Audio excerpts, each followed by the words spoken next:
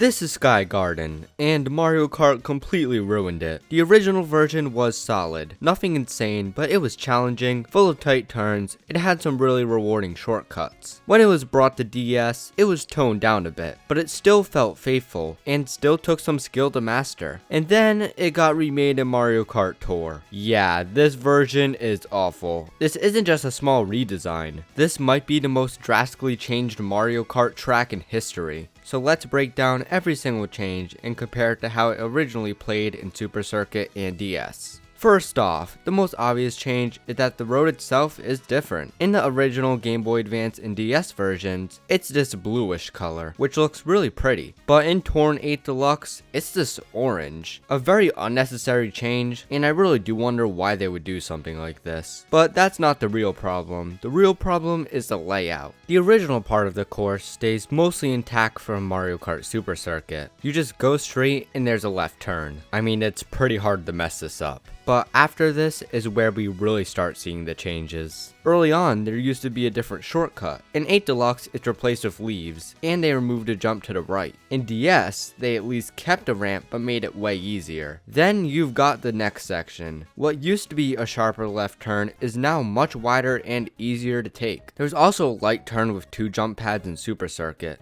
DS obviously turned those into boost ramps, but it's still pretty challenging. But of course, in 8 Deluxe, that entire section is gone, and it's replaced with a bouncy mushroom. And this is where it gets worse. A whole chunk of the track is just cut out for no reason. What used to be multiple tight turns and straightaways is now just one wide turn. Like, what was the point in removing all this? And next, leading up to the Vine Bridge, DS and GBA had several more turns, and in 8 Deluxe, it simplified into one turn, straight into a glider ramp. They at least added one shortcut in 8 Deluxe, but removed a small jump near the finish line. So yeah, they didn't just add a bunch of tiny changes like the other Game Boy Advance tracks, they basically removed everything that made the track challenging. And that's what's so weird, because Mario Kart 8 is usually really good at remaking retro tracks. They update the visuals, obviously, but they also add things like underwater and anti-gravity, which is the main gimmicks of the game. And of course, they still keep the original tracks so fun. So what happened with the Booster Course Pass? Out of 48 tracks, only 8 even use anti-gravity, and the only one that actually meaningfully uses it is Bowser's Castle 3.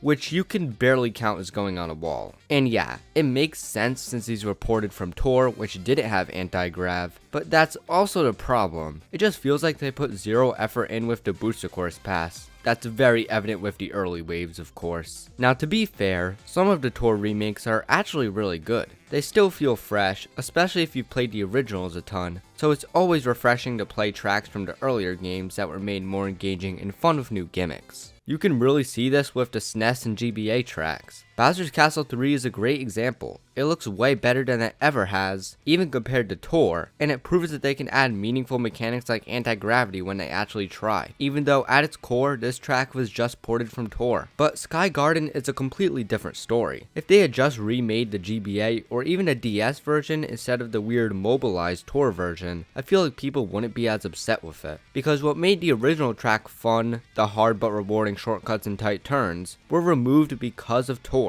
And the thing is, it's not even a terrible track now, but it completely misses the point of a retro track. These tracks are supposed to be reimagined and remade but still faithful to fit the new Mario Kart formula. And in Mario Kart 8's case, that means adding underwater and anti-gravity sections. Again, looking at the retro tracks in the base game, they took boring courses like Dry Desert and incorporated 8's gimmicks such as going underwater. If the track is so astronomically different, then why even call it Sky Garden in the first place? Just make a whole new track at that point, because it's kind of just insulting the original people who made the track. Especially if you go and make all of these changes like they did. But I mean, yeah, it's Mario Kart, it's really not that deep, but you still get my point. And this is exactly why porting these tracks from Tour wasn't a great idea. But to be fair, this also was a Wave 1 track, which, yeah, you already know how that went. But maybe if they released it near Wave 6, it would have gotten a better format, but I seriously doubt it. Even looking at the maps side by side, they look nothing similar to each other.